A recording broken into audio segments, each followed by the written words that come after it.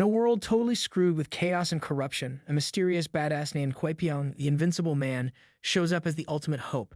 With martial arts skills that are off the charts and a spirit that just won't quit, Hwapyeong smashes powerful enemies and ruthless tyrants. His past is a total enigma, but he's all about justice, protecting the innocent and obliterating the wicked. As he throws down with tough as nails foes and unearths dark secrets, Hwapyeong's true strength isn't just in his fists, but in his relentless drive to bring peace to this hit-up world. A young man wakes up full of sweat. He appears to have woken up from a dream and has been having this dream for quite some time now. He wonders why he has been having the same dream as if he has gone through it before. Moreover, there seems to be a woman constantly appearing in his dreams, and the man is wondering who she is. The scene then transitions to a man beating some guys while wishing that someone would be there to tell him why he is doing things that he never did in his life before. But most importantly, he wishes that it would have been nice to know who his parents are. It is October 1974. The same young man is sitting at the bar counter at Washington Club in Busan. A cleaner approaches the young man and Hwapyeong and tells him that he is done with the cleaning. Hwapyeong turns around and appreciates his work. Moreover, Hwapyeong is reading a book that he finds quite confusing. Shortly after, a man in a well-dressed suit arrives, asking Hwapyeong if he is studying. The man turns out to be the manager of the Washington Club, Lee Jungwon. Hwapyeong sees that Jungwon has bought a new suit and comments that it looks dashing and expensive. Jungwon explains that the suit makes him look legit and asks Hwapyeong to get one for himself as well. However, Hwapyeong refuses the offer, stating that his attire is decent. He further explains that he does not want to splurge around as it might cause him to not have any money to buy a house before marriage. However, Jungwon reminds Hwapyeong that he is just 20 years of age and that he is still far off from marriage. But Hwapyeong's primary goal is to build a family as he is an orphan. Thereupon, Jungwon begins explaining how a family can be tormenting and loving at the same time. They can torment one to earn more money, and they can love when one gets sick. Jungwon then promises Hwapyeong that he is going to buy him the best suit when he gets married. Their conversation then shifts to the instance where Hwapyeong beats some of Jungwon's subordinates. Hwapyeong immediately begins to trash talk about the guys he beat up, leading Jungwon to question the reason for Hwapyeong to beat them up. He explains that they always get on his nerves whenever he walks past them, and finally, Hwapyeong gets fed up, so he picks a fight with them. However, Jungwon believes that it was not a fight since Hwapyeong did not even give them a chance to even touch him, let alone touch him. As soon as their conversation progresses, Hwapyeong refers to the guys he beat up as cowards. Meanwhile, Jungwon finds it very amusing to see Hwapyeong. He recalls the time when he fought the Janabi gang. Jungwon was beaten up and lying injured by a wall. Meanwhile, Hwapyeong was taking care of the man responsible for causing injuries to Jungwon. Hwapyeong was doing it so efficiently that he overcame the gang members with little to no effort at all. After Hwapyeong is done with them, he walks over to Jungwon, asking him if he's okay. At that point, Jungwon developed an impression of Hwapyeong, and since then, it hasn't changed. Jungwon contemplates how when a human is fighting, they might be scared, swinging their weapons violently. However, this was not the case with Hwapyeong, as he stayed calm during the entire period of his fight. In the present, Jungwon proposes that Hwapyeong join him in his work, but he refuses the offer, mentioning that his pastor will be angry. Jungwon understands Hwapyeong's situation, so he stops insisting anymore. He then asks Hwapyeong if George stopped by recently and mentions that he hasn't heard from him lately. Hwapyeong asks Jungwon if he wants George to come visit him. Shortly after, a man named Changil walks into the club with a girl restrained in handcuffs. Changil explains that he has brought a woman instead of the debt money. He adds and explains that the woman has been attending Sangup High School, and when the boss heard it, she was asked to be sent here. Jungwon then asks Changil to take the woman to a room for her to have some rest, as she looks completely exhausted. Jungwon feels bad for the woman, as he is aware that being involved in debt is a one-way ticket to hell. Thereupon, Hwapyeong begins to panic and questions Jungwon about what he is going to do with the woman. Jungwon asks Hwapyeong if he knows the girl, leading Hwapyeong to reveal that he doesn't, but feels that his heart is ripped apart. Once again, Hwapyeong questions Jungwon about what is going to happen to that girl. Jungwon then begins to calm Hwapyeong down, as he is in a state of panic. Jungwon then explains that there are only two options for that girl. The first option for her is to become a barmaid and get sold off to American soldiers, and soon when he is about to mention that second option, Jungwon realizes something, asks Hwapyeong to wait right here, and proceeds to walk away. Soon, Hwapyeong recalls that it's the same girl from his dreams, Dong. Shortly after, Jungwon returns and reveals to Hwapyeong that the woman is single and lives with her mother. Moreover, she took a loan to pay for her brother's hospital bills, but her mother soon passed away, leaving all the debt on her.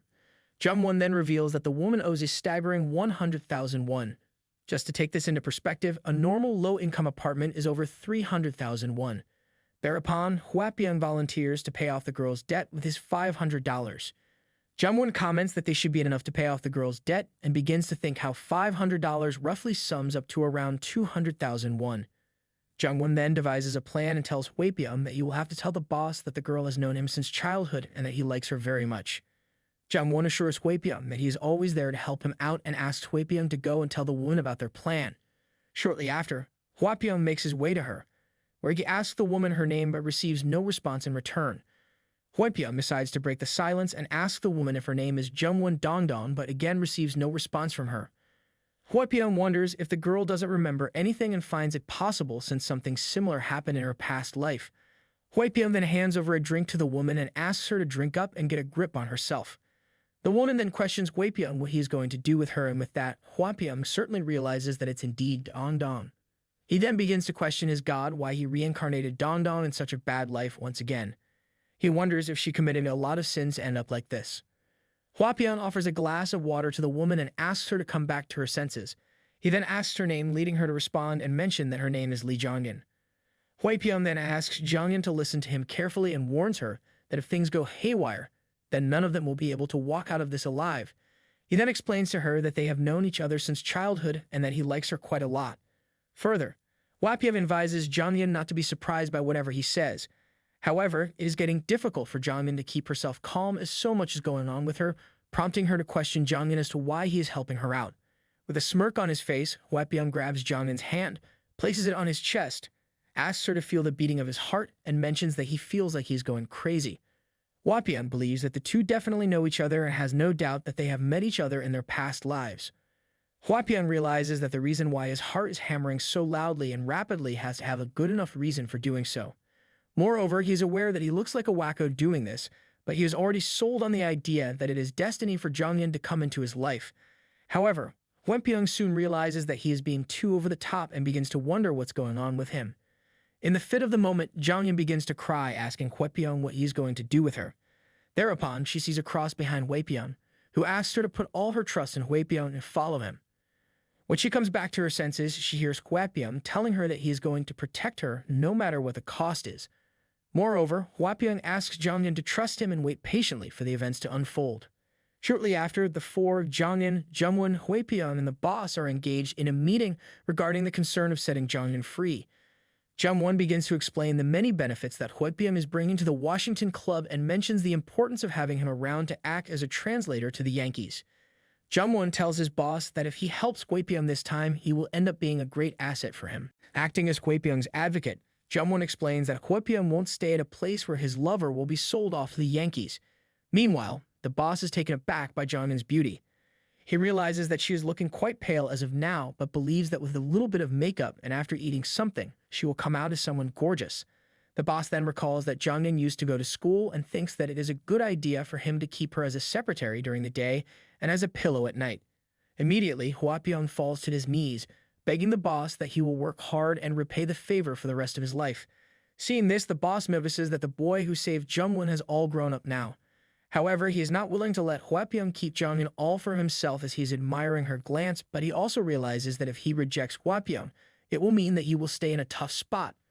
He then asks Hwapion to stand up, apologizes to him, and mentions that he cannot set Jonghyun free, but what he can do is that he will not sell her to the Yankees and won't send her to the red light district. The boss further reveals that Jonghyun will work as his secretary, where she will be fed well and live a fine life by his side. This sparks a reaction from Jungwon, who insists the boss on listening to their request, stating that he is indebted to Hwapion for saving his life. However, the boss tells Jungwon that it is his job to repay Hwapion and not his. Jungwon then explains to his boss that he is not asking for any favors from him, but merely pointing out and weighing the circumstances that he is putting him in. Meanwhile, the boss realizes that he has messed things up as he just yelled at Hwapion. Simultaneously, Hwapion begins to stare at the boss with fury, prompting the boss to question him if he is glaring at him. Hwapion then changes his tone completely compared to a few minutes ago and asks the boss to shut his mouth.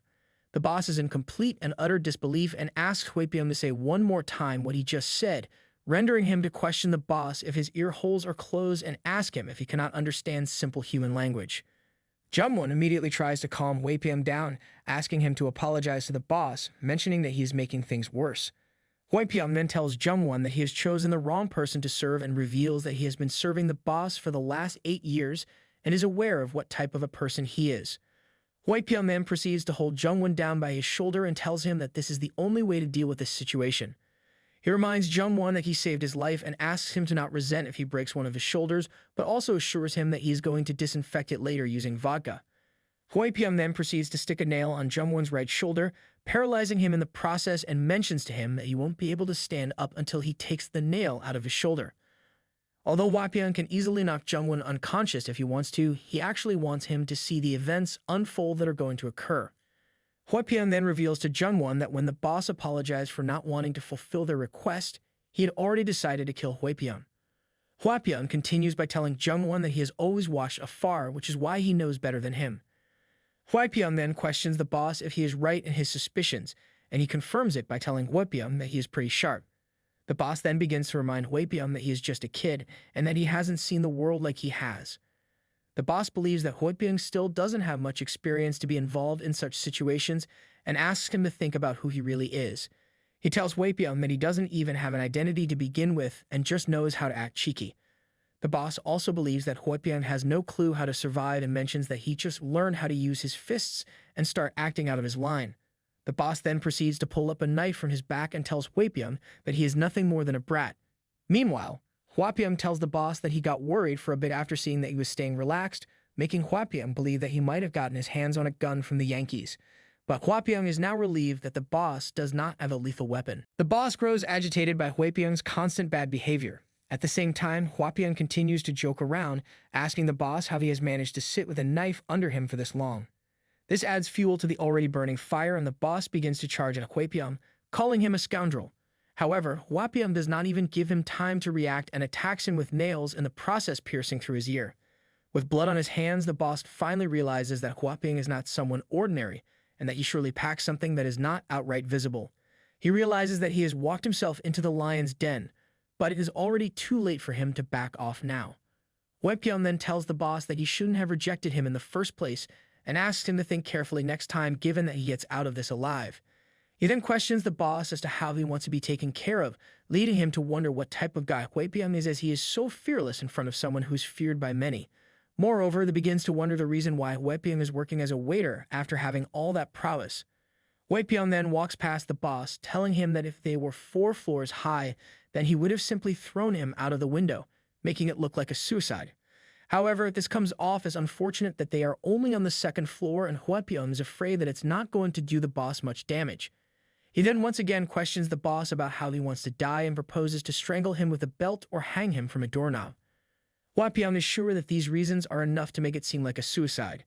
He then informs the boss that he is about to die, but he is being merciful enough to let him choose the way he dies. Witnessing all this, the boss becomes furious at constantly getting insulted, leading him to charge at Hwaypyeong with a knife pointing at him. However, this only backfires on the boss, as Hwaypyeong manages to hold a grasp of his hands, twists it brutally, and throws him on the ground. Hwaypyeong then proceeds to pull out another nail and stabs it on top of the boss's right hand, rendering him unable to move his hand anymore as the nail is stuck on the wooden table. The boss then realizes that he has messed things up and begins to mention that he is probably not in his right state of mind. He then begins to apologize to Hwaypyeong for his behavior and questions if he can find it suitable to forgive him. Hwaypyeong then turns to Jungwon and asks him if he gets the picture now, and explains that if he is to spare the boss as of this moment, then not only he will make Hwaypyeong's life a living hell, but also Jungwon's. The boss then sees the opportunity and makes another attempt to try and kill Hwaypyeong, but fails yet another time.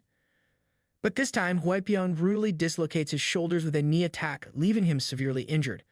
Hwaypyeong then picks up an object and shoves it inside the boss's mouth, asking him to shut up and not make a sound.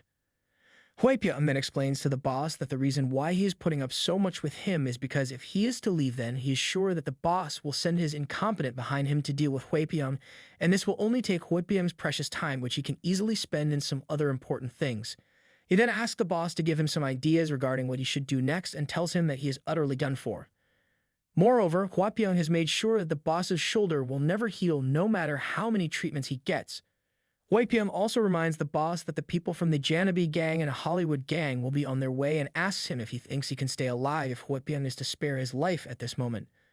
The boss then thinks about how he will be eaten raw by the gangs that might be on their way already. He also recalls that dealing with these gangs is the reason why he kept Jungwon with him all this time. Waipium then pulls out the object from the boss's mouth, leading him to question Hwapion as to what he can do to earn his forgiveness. Hwapion tells the boss that if he wants to live the rest of his life in peace, then he should hand over his gang to the bachelor manager, Jungwon. Hwapion is aware that the boss is aware that the only loyal person he has in his gang is Jungwon, and if he is to hand over the leadership to someone else, then a huge conflict will take place within the gang. Hwapion then reminds the boss that it was over for him from the moment he rejected the offer of a man who would have stayed with him until the end. But this time, the boss seems to have learned his lesson, or more so, he has learned that he is powerless in this situation, which is why he is willing to do anything for his peaceful life. Hwapion then repeats his terms and tells the boss to make sure to complete them, and also asks him to not make this any harder than this. Hwapion then approaches Jungwon, takes out the nail from his right shoulder, mentions that the wound isn't very deep, and asks Jungwon to keep pressing on the wound. Waipium advises Jungwon to call the guys when he leaves to take over the boss's gang, as this is something that should not be delayed, which might result in someone else getting their hands on it. Jungwon seems to be pretty furious with how Hwapion handles this situation, and he asks him to get out of his sight and not show up ever again. With that being said, Hwapion wishes Jungwon to live a good life and states that he will be leaving. Hwapion then makes his way to Jonghyun and reaches out his hands to her. After a few seconds of contemplation, Jonghyun takes Hwapion's hand without any hesitation. That's where Hwapion tells Jonghyun that he is too broke for them both to manage their lives. So he mentions that they will both have to work quite hard. Hwapion then once again makes his way to the boss, grabs his wallet, and mentions that he deserves this much after working for a few years for him now. The story then shifts to a few months later, where Hwapion introduces Jonghyun to his dead mother-in-law. He mentions that he is incompetent and afraid that Jonghyun will have to go through some very difficult days in her life, but he promises one thing to his mother-in-law. Hwapion states that he will cherish and protect Jonghyun for the rest of his life and never grow tired of her. Hwapion is working at a local restaurant where the specialty happens to be Chinese cuisine, but he's finding it to be quite difficult. While his eyes are stinging, Hwapion looks over at his head chef and sees that he is working with so much ease. The head chef then advises Hwapion that cooking is all about timing. Later that night, a pregnant Jonghyun arrives at the same restaurant Hwapion works at, telling him that she is hungry, hence the reason for her arrival. However, Hwapion reminds her that he is still not the head chef of that restaurant.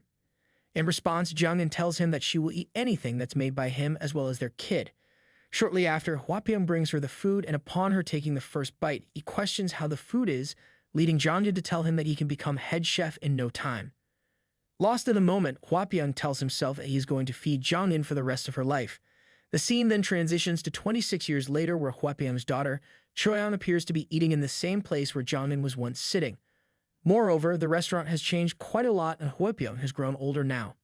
Choyeon appears to be enjoying the food a lot, but gets asked by Hwapion to eat slowly. Hwapion comments on Choyeon how she is all grown up but is still very clumsy. He then leaves to bring sweet and sour pork for his daughter. It is October 22nd of the year 2000, Sang-Ayan. Choyeon Eri's floor manager is taking an order from a customer.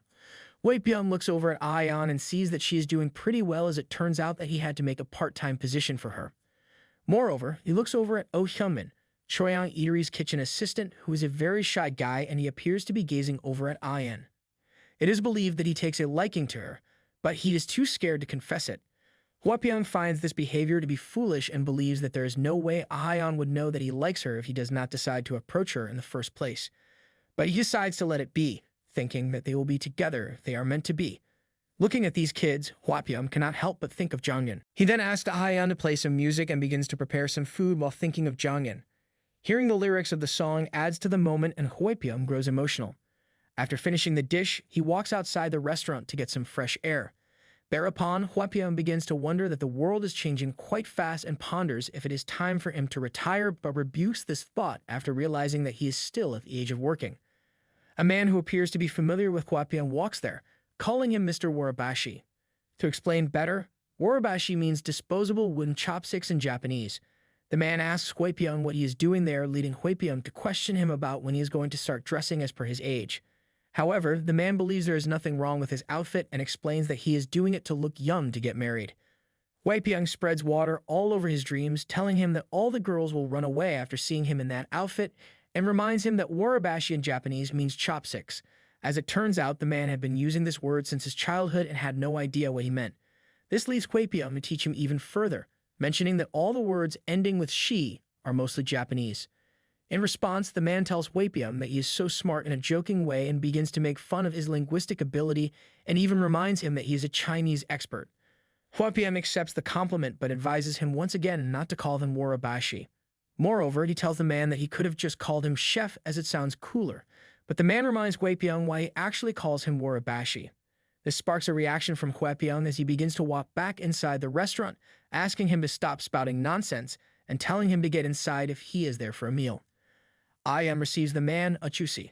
However, he asks her to stop calling him that and tells her that he will start calling her ugly if she keeps calling him a Jessie.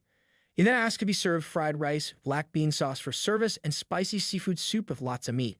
The man wonders why he keeps coming here for the food, but realizes that the food here is so delicious that it always somehow makes him come to this restaurant.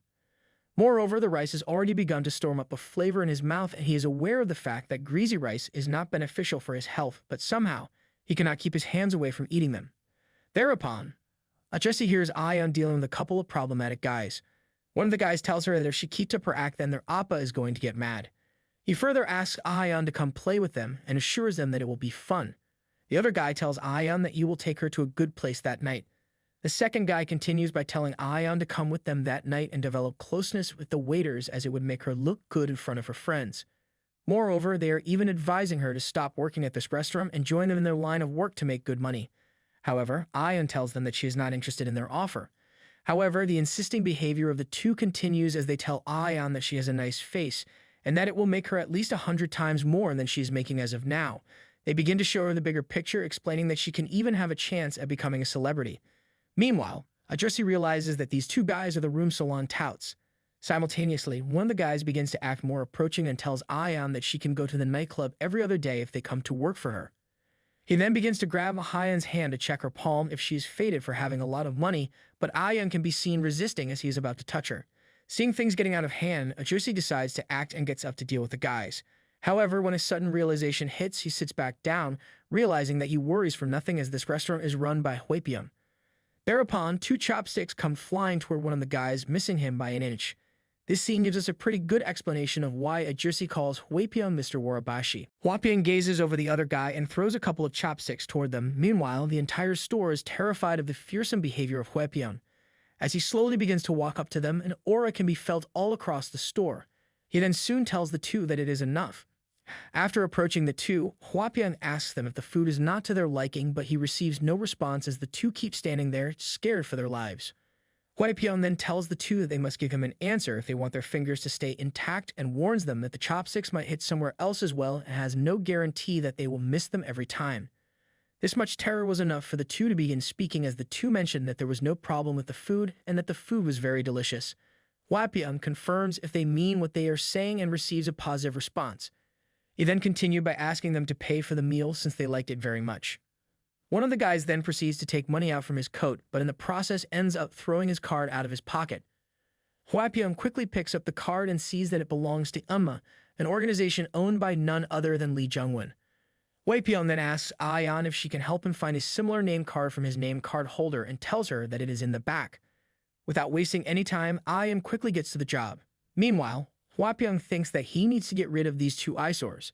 He is aware that he might succeed in sending them off for that day, but he is sure that they will be disturbing him some other day, so Wei Pyong wants to put an end to this situation for good. Wei Pyong believes that if he doesn't take care of this situation as soon as possible, it will probably lead him to beat the heck out of the two eyesores, and in the process, the store will sustain damage, something that Wei Pyong does not want to happen. Shortly after, Ion arrives with a name card that Wei Pyong asked for, and he sees that he is right, and it is the same Jungwon that he knows. Wei Pyong then begins to dial a number on the telephone while the two guys tell him that they will be taking their leaves since their work there is done. However, Wei Pyong asks them to wait and tells them that it will only take a moment. After some time, Jungwon finally picks up the phone, which is then followed by Wei Pyong introducing himself to Jungwon. Wei Pyong then asks the two guys for their names, but they decide to stay quiet as they are not sure what is going to happen with them. Wei Pyong then informs Jungwon that these guys won't say their names, but reveals that one of the guys is named Jung Moonsu. He then questions Jung-won if the two guys are his employees and informs him that the two in question took a liking to his second daughter.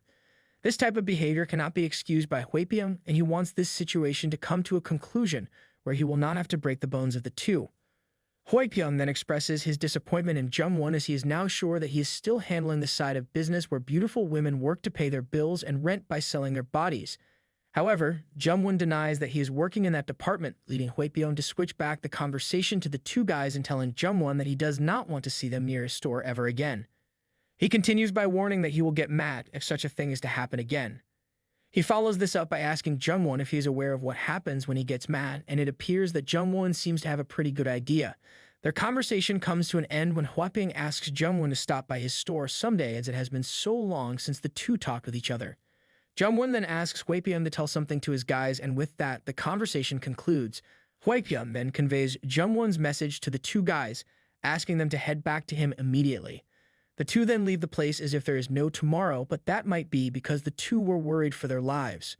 After their departure, Hwapyeong notes that the customers are terrified of what they have witnessed, as it seems unbelievable for a guy to make holes in the wall just by throwing chopsticks.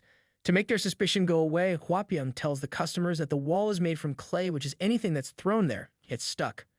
We then get a backstory about the past years spent by Hwapyeong.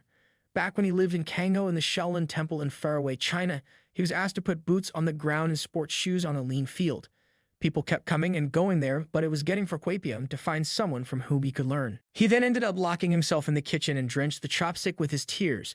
Hwapyeong had spent 30 years in the Shaolin Temple, 30 years in the Biomyosa Temple, and devoted himself to cooking for another 40 years in Gyeongsan Mountain. This sky-high dedication and the constant struggle with years of hard work have awakened the meaning of martial arts for Hwapyeong, and thus he regained his youth. After some time, Kangho disappeared and the world moved to using guns and cannons. This led Hwapyeong to fall into dejection, and as a result, he secluded himself from the world. It is quite difficult to tell that a person of such great strength and the world's strongest man is working in a kitchen. Hwapyeong wonders if this is convincing enough. He then decides to continue working for that day and tells Hyungmin that they are going to serve some dish that will be on the house. Moreover, he asks Hyungmin to fire up the stove. The following day, Hwapyeong wakes up from a deep sleep. He looks over at Choyoung's picture that he has in a frame, asking about the funny thing that is making her smile like this. Hwapyeong then tells himself that smiling is still better. He then assures that he is doing fine. Moreover, he asks her to not worry about them. Their bond seems to be quite strong, and from what it may seem, Choyoung appears to have left this world while making a place in Hwapyeong's heart for the rest of his life. As the broad daylight shines up on Hwapyeong, he begins to do his routine exercise, performing yoga and meditating with a perfect posture. As the routine progresses, Hwapyeong slowly begins to get occupied by a brightly glowing aura all over him. With the aura exerting out from Hwapyeong like crazy, he tries to accomplish something but fails to do so. After some time, he finally gives up, realizing that it doesn't work just as he suspected. However, this leads him to contemplate whether he should be regretful that there are things that he still cannot accomplish even at this age, or if he should be grateful that there are still things that he can accomplish in his life. Hwapyeong then recalls that there is no rush as he cannot put his techniques to use anywhere else. As he is contemplating all this, Hwapyeong suddenly looks over at the wall clock and gets worried after seeing that he is already too late. Hwapyeong seems to be angry at the clock for not mentioning the time so he can prepare accordingly. He then immediately runs to prepare himself to run to his store. Later, he is seen preparing something, telling his wife that Choyoung called and informed her that she is missing her father's kimbap since he is a Chinese cuisine chef. Later, at the store, Choyoung arrives and begins munching kimbap as if she hasn't eaten for ages. Meanwhile, Hwapyeong finds it relaxing to look at her eating and believes that Choyoung's eating habits are just like her mom's. Hwapyeong then asks her to slow down and if she wants a glass of water. He even mentions to her that she sure is eating well these days, which sparks a smiling expression from Choyoung. Hwapyeong then questions Choyoung if Seokwon, her boyfriend, has been busy as of late. Choyoung confirms and adds that Seokwon has to take over the reins and study Mandarin at the same time. As it turns out, his schedule is quite hectic, which is why the two are not together yet. However, Hwapyeong believes that Seokwon is going to end up getting knocked over. He believes in his abilities and is sure that he is good, but Hwapyeong also believes that Seokwon lacks stamina. With a wink, Choyoung explains that this is why she decided to marry Seokwon, because of his personality, so she can order him around. This leads Hwapyeong to question Choyoung that is how she views her husband, but Choyoung knows the perfect answer and asks his father to stop pretending that he doesn't like that feature in Seokwon. Hwapyeong then sees that Choyoung is chalking up a big appetite and asks her if she has any news. Chodown understands the assignment and confirms from Huepium he means to ask whether she is pregnant or not, and she appears to have hit the nail right on its head, as that's exactly what Huepium wants to ask. Before answering, Chodown questions her father if he is eager to become an old grandpa, but mentions that with his looks and age, the title of a grandpa wouldn't suit him. Chodown then reveals that she got super hungry while rushing yesterday for work and skipped dinner in the process, leading Huepium to question if she is sure and mentioning that maybe it happened without her knowledge. In response, Chodown asks Huepium to wait till the next year and reveals that that is when they have decided to have a baby. As this conversation comes up, Huepium suddenly remembers that Chodown had a health checkup and that he had forgotten to ask her how it went. So he proceeds to inquire Chodown how it went and about how the report came out. Chodown then begins to explain that she had her checkup 2 days ago, but comments that those guys are insane. Unknowingly, they extracted plenty of Chodown's blood and said that it was an error. When Chodown asked for further details, she was told that they accidentally swapped her data with someone else or something like that, but she assured her father that there were no screw-ups or anything. Chodown tries to express how anxious she was when it happened. She continues by telling Huepium how they apologize after having a guilty conscience, and not only that, but they even compensated Chodown and Sukwon with a 5-star hotel voucher. Huepium asked if Sukwon was okay with all this, leading Chodown to reveal that the hotel has many branches in China, so she went ahead and booked the time and deposit, and thus everything worked out as planned. As for Sukwon, Chodown reveals that he gave her the green light to go along with this plan. Huepium then tells Chodown that Sukwon might look weak from the outside, but he is actually very strong-willed. However, he has to be dispatched overseas now in a very short amount of time. But Chodown assures Huepium that Sukwon will get his promotion and return after 2 years. She then continues the conversation by asking her father as to when he is coming to China and tells him that he needs to hurry. It appears that she is migrating there just for the sake of her father. Startled by her sudden mood change, Huepium tells Chodown that he cannot just leave for a different country without having a proper plan, and adds that he is trying to make things work at the store.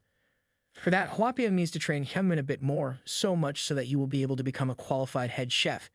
It is then we discover that Hyunmin's food actually tastes better than Huepium's. However, the problem lies with others who will be fine once they accumulate another year of experience at least, and not anytime soon. Chodown realizes that a year is too long a time, prompting her to question her father if he wants her to make their lives a living hell by giving them the hardest training and making them learn in no more than 6 months. The father-daughter duo decides to go along with this plan. As she is about to leave, Chodown provides a few albums to Huepium that she has brought along with her, and tells him that there are also romantic songs in this album along with the songs sung by his favorite singer, Teresa Tang. Huepium realizes that Chodown must be worried that her father is lonely, which is why she is doing such admirable things for him. Thereupon, Huepium advises Chodown to brush up on her Mandarin, since she will move to China. However, Chodown is not sure that she has a knack for learning languages like her father, as he is a native, whereas Chodown spent only 2 years studying Mandarin. However, Huepium reminds her that learning a language is all about the guts and facing them head-on. He then reminds her that she will go to China to buy things, and if she has no idea how to communicate with the sellers there, she will be eaten alive by them and will read her like a book. He then asks her to face her mistakes head-on, which is a perfect way of accomplishing anything. Chodown then proceeds to get inside a taxi and is seen off by her father. Shortly after she leaves. In the taxi, Chodown realizes that it's time for Huepium to find a company and is sure that her mother will agree as well. We then jump into a flashback scene where her mom is on her deathbed, asking for her ashes to be spread along the coast of Taean County. She believes that in this way she can travel all over the world, but in reality she just wants Huepium to not hold back and live his life freely. One day, Huepium was standing by the edge of a cliff along the coastline, asking his god why he let this happen. With a broken voice, Huepium tells his god that he lived an upright life this time and asks if that's not what he wanted.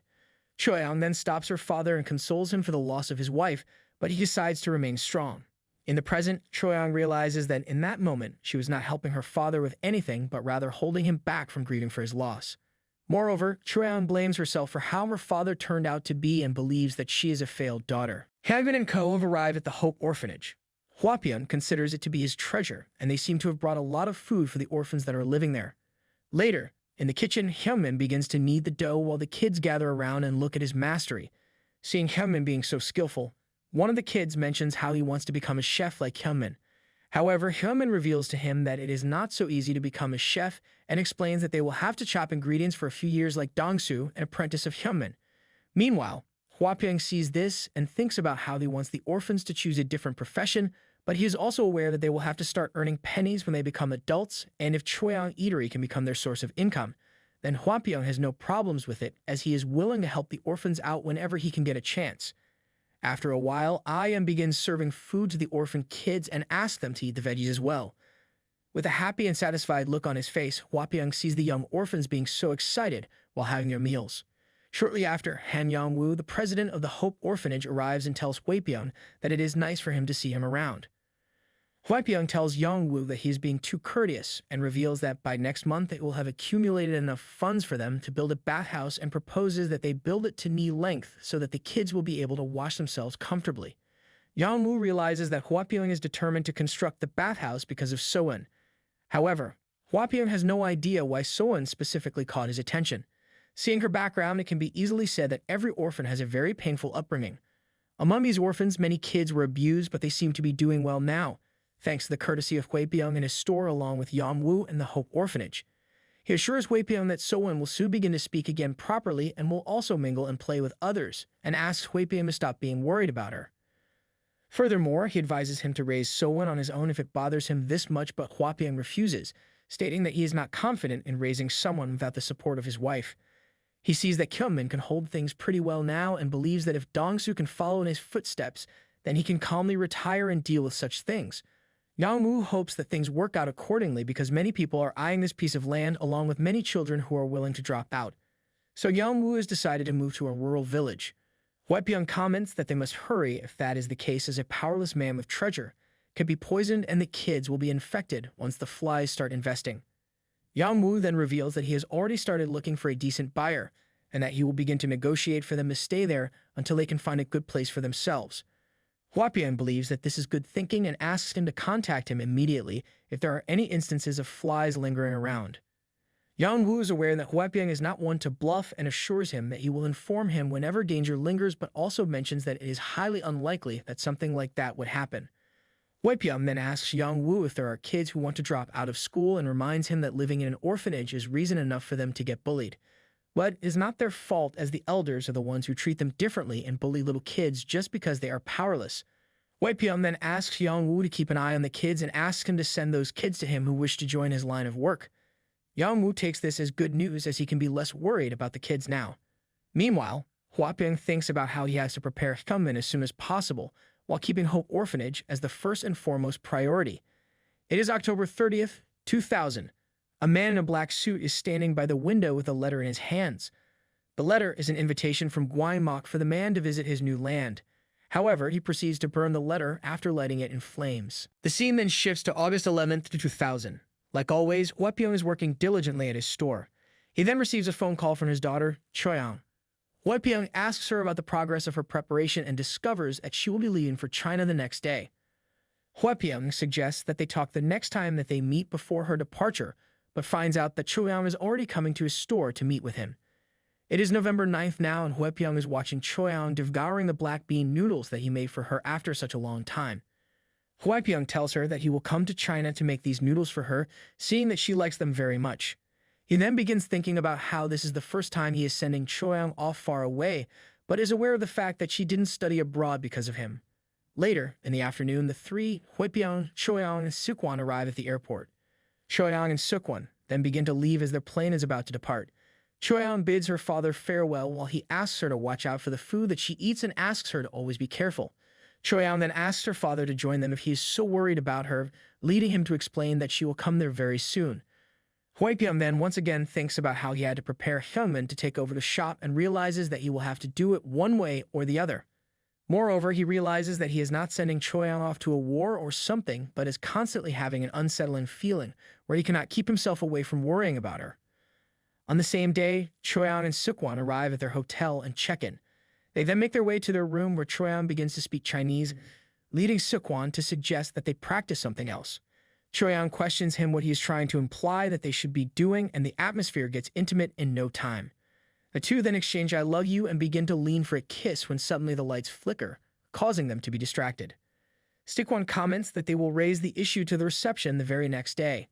They then once again go back to being intimate when suddenly their luggage drops. Choyang wonders if they left the window open, but realizes that even if they did, the luggage shouldn't have dropped like it has. It is November 10th, 2000. Seok-won questions Choyang where they should visit first since they are in Beijing. He then suggests that they should at least go see the Forbidden City and the Great Wall of China, and asks her which one she prefers. Thereupon, Choyang comments how the Forbidden City has a lot of nearby attractions and thinks that one day won't be enough for them to walk around the entire area. Seok-won then understands that Choyang wants to visit the Great Wall of China first and reveals to her that the taxi rental is about 400 yuan. Seok-won suggests that he ask the front desk to call a taxi for them, as that would be much more convenient. But Choyang comments that it will be expensive as the distance is about 60 kilometers from their hotel, but Seok-won believes that the rental is not that expensive given that it's for a round trip. Choyang then agrees with Seok-won, realizing that they have one of the biggest world mysteries in front of them and it would be a shame for them to not visit the place. The Great Wall of China consists of great history, and Emperor Qin appears to have built a masterpiece that would be remembered for ages. Without wasting any more of their time, the two get up to prepare to depart for their hike. Immediately when Choyang gets up, she feels a sudden disturbance in her stomach, making her regret that she didn't visit the hospital before coming to China. Moreover, it is a tad bit uncomfortable for her to go visit a hospital in another country. Meanwhile, Seok-won appears to be in conversation with the front office of the hotel. After ending the call, he tells Choyang that they are in luck that day and reveals that the reception got them a tour guide which would be much more helpful than getting a taxi. Seok-won adds and mentions that their tour guide also drives a Mercedes-Benz, leading Choyang to question if it won't be pricey. However, Seok-won reveals that they will just have to pay 100 more yuan compared to the original rental price for the taxi. Since it is not overkill, Choyang and Seok-won decide to go with the option of having a tour guide. Shortly after, the chauffeur arrives and the two are escorted outside of the hotel to the car. The chauffeur introduces himself as Jo Guk-bang and mentions that he is going to be their tour guide for the day. Choyang notices that Guk-bang is quite fluent in Korean, leading him to reveal that his hometown is Hailongjiang, a place where many ethnic Koreans live. Choyang tells the tour guide that they will be in his care, and Guk-bang goes on to direct them inside his car. Seok-won then turns around and pays the helper for his hard work, for which he shows his gratitude. Immediately after taking his seat inside the car, Seok-won finds the Mercedes-Benz to be quite comfortable. In response, Choyang reminds Seok-won that the car hasn't even moved yet. Her behavior then quickly changes after she notices that the interior of the car is a little off, judging by the fact that this should be a touring car. Guk-bang then mentions that they will be leaving now and ignites the car. The car soon leaves while the helper stands there with a strange expression on his face. While on the road, Seok-won notices that the area they are going through is completely vacant, prompting her to question if buildings are going to be filled in this area in no time. Choyang confirms this by explaining that due to the Olympics, they will be building many buildings in this area. All of a sudden, Guk-bang comes to a halt, apologizes to the two, and tells them that you will have to go and check the car. Seok-won inquires if there is something wrong, leading Guk-bang to politely ask them to wait for a moment and mention that he will go and have a look. Thereupon, Seok-won also starts getting suspicious whether this car is even a Benz, whereas Choyang is more worried about the fact that they will have to change their plans for the day. Soon Seok-won notices that Guk-bang is having trouble finding the issue with the car and decides to give him a hand. He then tells Choyang that he will go and take a look. Meanwhile, Choyang is completely disappointed after getting into such trouble at this point when they are enjoying the tour. At the same time, it appears that Guk-bang has asked Seok-won to take a look in the trunk to find something, and he proceeds to go back to the driver's seat. Choyang then turns around to see what Seok-won is doing, who then smiles at her, thinking that it is time for him to flex his muscles. Choyang sees Seok-won acting so cool and finds it impressive, but little does she know that an unfortunate event is about to take place. As soon as Choyang looks back at Guk-bang, he speeds up the car immediately, leaving Seok-won behind and making him fall to the ground as he was leaned by the car trunk. Choyang then begins to scream, asking Guk-bang what he is doing, but Guk-bang appears to have turned a deaf ear to her and is ignoring her as everything is going according to the plan for him. Choyang continuously asks Guk-bang to stop the car, but he once again continues to ignore her. Meanwhile, Seok-won is screaming out for Choyang as the two are setting apart when suddenly a huge truck begins coming Seok-won's way. The moment of horror flashes before Choyang's eyes as she sees Seok-won getting rammed by the huge truck, sending him flying far away, considerably causing his death. Choyang grows mad as she suffers a huge loss, turns around, and in a daunting tone asks Guk-bang to stop the car. He still doesn't listen, prompting Choyang to scream her lungs out, asking him to stop the car. She then tries to use physical force to make Guk-bang stop the car, but to no avail. Choyang believes that Seok-won must be alive, and she realizes that she needs to stay calm in this situation and handle things accordingly with a sound mind. She needs to go back to Sikwon and aim for her chance in getting out of the car alive, but she is scared nonetheless and murmurs to her father, asking what she should do in this dire situation. She then recalls Wei suggesting to her that even if she is cornered by a tiger, make sure to stay focused and alert. Choyang then decides to stay calm and thinks about why she is getting kidnapped and wonders if it is for human trafficking or ransom. She then decides that she will kill Gutbang for sure for landing hell upon them. Choyang then begins to make her way into the purse, takes out her keys, and decides to use them to get out of this situation. Choyang then begins to devise a plan in her mind and thinks that she needs to be at a closer distance with Gutbang for her to aim at the correct angle, and realizes that her force will be better with the weight that she possesses.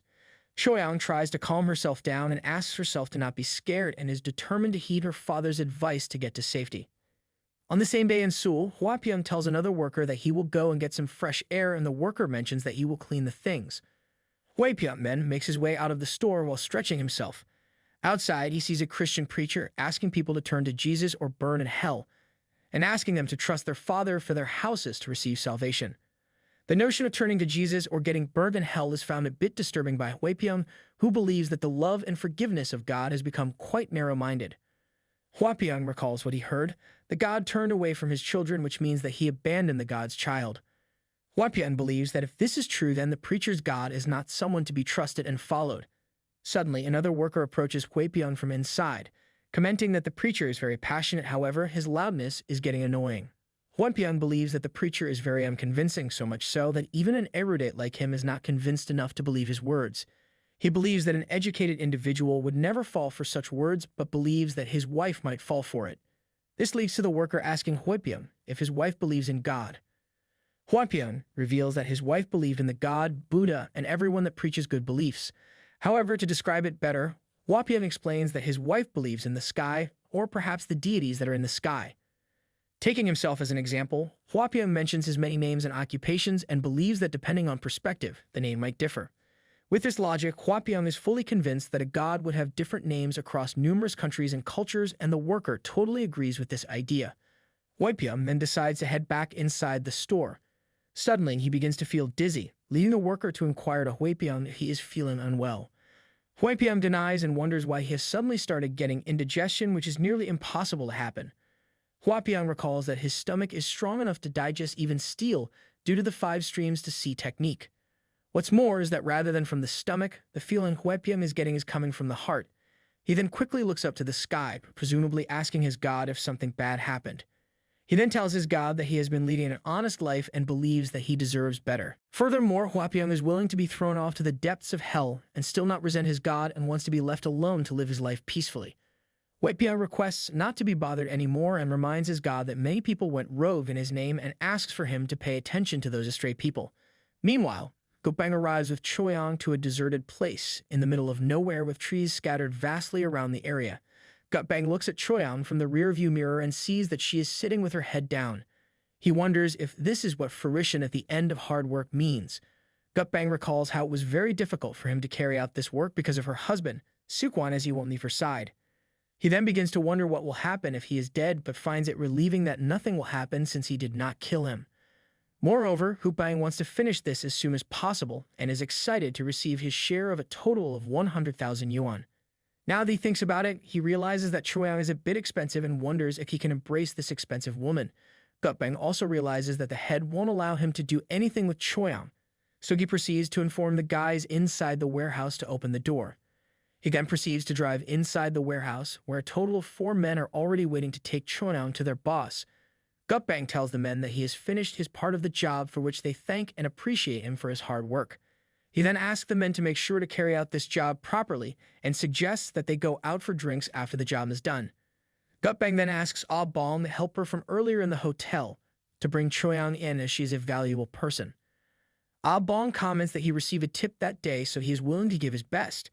He then approaches Choyang from the backside window and tells her that it is good to see her again, followed by him asking Choyang if she's enjoying her trip. Meanwhile, Choyang stays calm and waits for the right moment, and when Ah Bong walks closer to the door, she kicks it open, leading Ah Bong to fall to the ground. Choyang then quickly dashes toward him, kicking him right in the face brutally, sending him flying off to the wall, where Ah Bong hits his head and gets smashed due to the heavy impact. The wall is now filled with blood. The lifeless Ah Bong lies dead by the wall, And just like that, Choyeon has successfully begun to follow her father's footsteps after heeding his advice. This ignites an angry reaction from Gutbang, who believes that Choyeon is being a pain in the ass as he is trying to hand her over quietly without any issues. As he is yelling at Choyeon, suddenly a key comes flying toward him, piercing one of his cheeks and leaving a deep wound. Before Gutbang can even react, Choyeon immediately rushes to him and kicks him right in his face, making him face the ground. She then continuously stomps over Gutbang using her kicks, and after a few seconds, she ends up killing yet another person who had decided to meddle with her trip. With her feet on top of Gutbang's head, the feeling is scattered all across the room of the prowess that Choyeon possesses. However, there are still 3 men left to be dealt with, who then begin to circle for them to have a go at Choyeon before she can do something to them. However, this plan doesn't work either, as Choyeon quickly reacts, pulls a key out of her pocket, gazes at one man but throws it on another, catching him off guard. She then quickly rushes to the injured guy and kicks him right on his face, sending him flying off to the windshield of the car. However, the impact is so severe that the man's head goes smashing through the windshield, and in the process, he dies after sustaining some very serious injuries. A man then successfully manages to inflict damage on Choyeon after throwing a knife at her, which strikes her thigh. The other man then tells the one throwing a knife that he is crazy to do such a thing and reminds him that if they somehow kill Choyeon, then they are all going to die along with her. This means that he wants him to stay put and not do anything, which is not sitting right with the guy that threw the knife.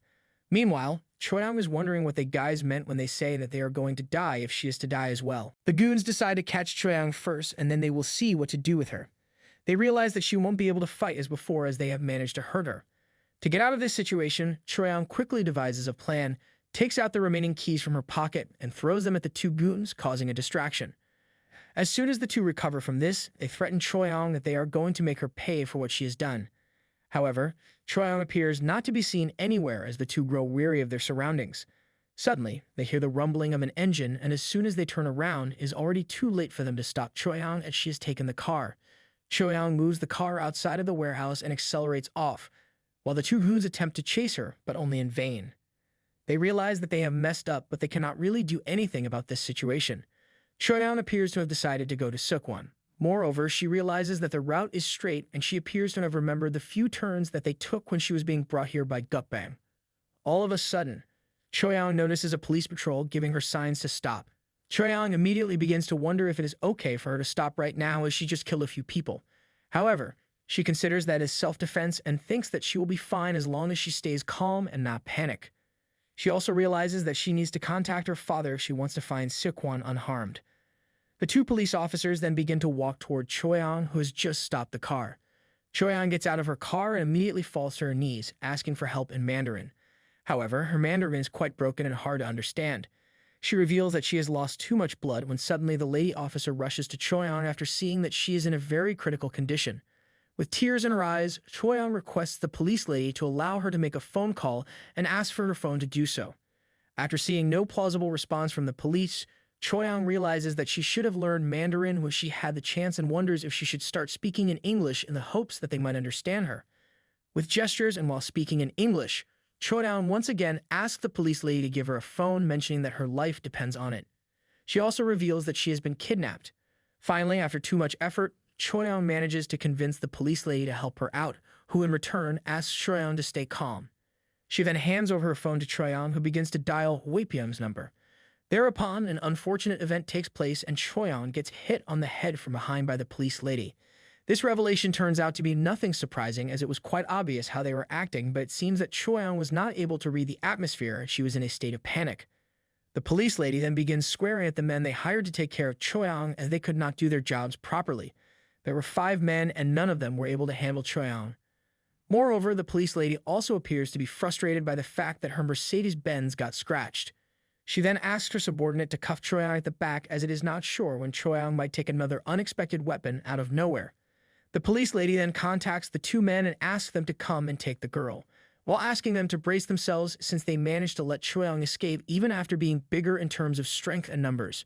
She is quite infuriated by all this, as Choyeon led to the death of 3 decent people, but she is determined to make her pay for this. She then asks the subordinate, Chu, to contact Renming Hospital and ask them as to why they needed to send a driver inside of the truck that hit Sukwon. Moreover, she asks Chu tell him to come and drag Choyang back before she starts cooking up a fuss and realizes that the situation might take a turn once again if they are to drag things on. Stu Bingbing, the police lady, contacts her boss and informs him that they have safely retrieved his item. The boss appears to have instructed her something, to which she comments that she understands and mentions that it would be her honor to carry out the job that he has assigned her. Frustrated, Bingbing ends the call while contemplating how she is supposed to report this matter. She then tells Chu that they have to deliver Choyang in pristine condition, and since they have lost some manpower, she realizes that they are already half-screwed. Bingbing also understands that this is not a time for her to make excuses and decides that she needs to kneel and beg for forgiveness from her boss. Moreover, she now has to fill up another report about this matter, but she is sure that she will be pardoned, as she has developed very close relations and has gained her boss's trust. It appears that she is the only one allowed to make direct contact with the boss. It is December 11th, 2000. YPM is watching junior chefs doing their work quite diligently. Suddenly, he receives a phone call from Seok-won, discovering the horrifying news of what's happened to his daughter, Choyang. The news is so heart-wrenching for Hwaypyeong that he has lost all his senses and can only think of the bad things that might have happened with Choyang. He then quickly becomes aware that he needs a passport and a visa to go to Myeongdong and mentions that he will come over immediately. Seeing Hwaypyeong panicking, the junior chefs come running to him, asking if there is something wrong, leading him to mention that he doesn't know yet. Hwaypyeong then tries to convince himself that Choyang will be okay and nothing will happen to her. The very next day, Hwapyeong is sitting idly on a couch while regretting what has happened. He is quite furious, screaming at his dead wife, Jongin, asking her to return Choyang to him. Hwapyeong appears to have given in to the thought that Choyang has died, and so he tells Jongin to bring Choyang back. Thereupon, he tells Jongin that he is going to bring Choyang and asks her to not scold him for bringing her back. Thanks for watching. If you dug this wild ride of epic battles, hidden secrets, and badass justice, smash that like button, hit subscribe, and ring the notification bell for more killer content. Drop a comment with your favorite moment and stay tuned for more epicness. Catch you in the next video.